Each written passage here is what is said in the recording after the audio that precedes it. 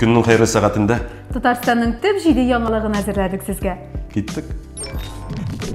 Ил президентының халыкка чираттагы мөрәҗәгате сишәмбедә булды. Путин 16 яшькәчә балаларга һәм хатыны да, ире дә эшсез калган гаиләләргә түләүләрне дәвам иттерергә буйырды.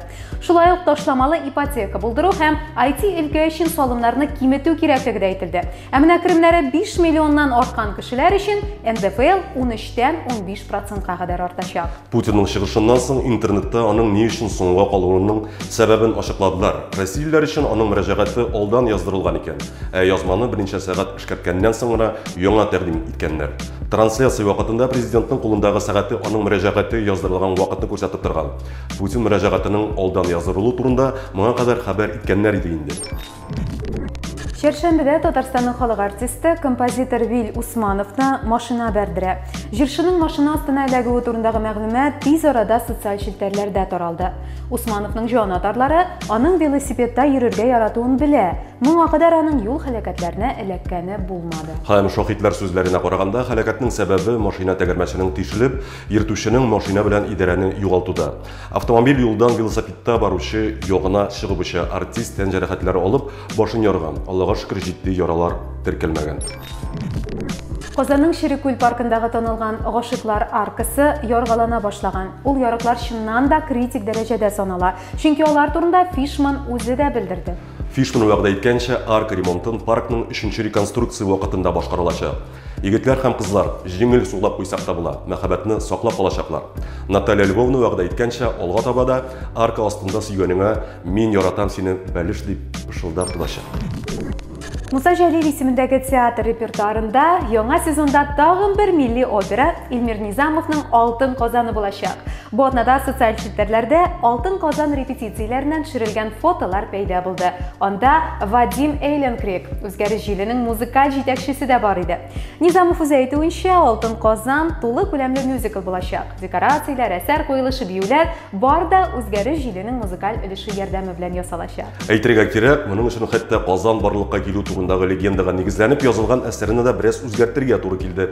Солистлар арасында фестивальнең төп башкаручылары Алина Шарипҗанова, Артур Исламов һәм Айдар Сөлеймановтан кала тагын Илмира Калимуллина һәм Филус Кахиров та булачак. Спектакльнең 2 көнлек премьерасы декабрьгә билгеләнгән. Татарстан чикләүләрне бетерүнең икенче этабына күчә. Татарстан Республикасы Министрлар Кабинеты карарына җомга көнне шул эштәлектәге үзгәрешләр кертелде. Республикада мәйданы 800 квадрат метрга кадәр булган кибетләрне, шифаханәләр, балалар ял лагерьләрен, балалар һәм спорт мәйданчыкларын ачарга рөхсәт иттеләр. Шулай ук туристик маршрутларны да кайтарырга яравын белдерделәр. Әмма туристик маршрутлар башкару өчен кешеләргә үзләре белән тиешле документлар йөртү сорала. Мисал өчен, сәяхәт юлламалары. Концертсыз вакыт озакка сузылды. Артистларның акчалары кимегәннән кими, онлайн концертлар да табыш китерми. Ә күбесенең башка керемнәре дә юк. Һәм менә монда иң кызыгы башлана да инде. Артистлар акча эшләүнең альтернатив чараларын эзли башлый. Носки бәйләү һәм тортлар пешерү бер эштә бит, ә менә сетевой маркетинг, челтәрле бизнес белән шөгыльләнү монысы инде менә икенче нәрсә. Мисал өчен, Гүзәл Уразова буларның икенче юлын сайлаган. Хәзер ул Корея косметикасын сатучы командага кешеләр эзли. Бер уйласаң, моның нәрсәсе барсын, Корея косметикасы 10 елдан артык инде зур популярлык белән сатыла. Әмма Уразова маска белән кремнар гына сатмый, ул иң гади сетевухага реклама ясый. Монда ИП ачу, сатуларны рекламалау, семинарларга йөрү, үз эшеңне ярату. Башка артистларның НЛ белән шөгыльләнә башлавына тын гына алган арада хөрмәтле Гүзәл яңа сетевуханы башлый. Исемен без әлбәттә атап тормаячакбыз. 1920 елның 25 июнендә Вакытлы революцион комитетка тулы хакимлек бирелде.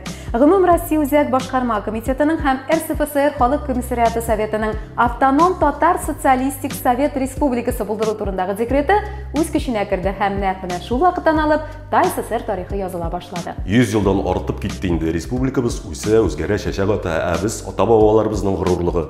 Дуслар, гасырлык юбилей белән сезне котлыйбыз. Татарстанның төп җиде яңалыгы шушылар иде.